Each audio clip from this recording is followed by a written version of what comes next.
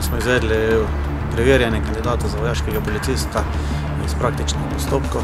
Od kandidatov smo pričakovali korektno, samozavesten, profesionalni pristop pri kršitvi javnega reda in miru v muslimskem lokalu.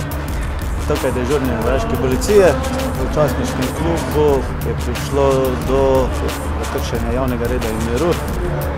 Pojdite na kraj in pogledajte situacijo. Sprejem. Druga predela, prihajamo na kraj.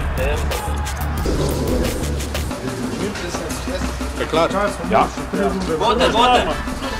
Lokal se je zapiral, vi ste še razgrajali. Počas. Dajte mi en oseben dokument. Kaj se dogaja? Noč smo na enega prišli, pa nam jih je po 3-4 prinesel. Sem je pa malo plan, pa po policijo. Jaz sem se odločil že takoj, ko sem upisal, takrat, ko moraš upisati, sem napisal vojaško policijo. Sam so pogoji taki, da moraš nekaj časa dati neke druge enote, tako da sem dal 10. bataljon, pa rodovski bataljon, da sem se odločil za vojaško policijo. Sam tečaj je zahteven, moraš razmišljati.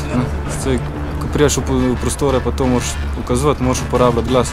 Delo vojaškega policista je zelo zanimivo, aktivno, zato mlade pozivam, da se pridružijo v vrstah Slovenske vojske in kasneje tudi v vojaški policiji.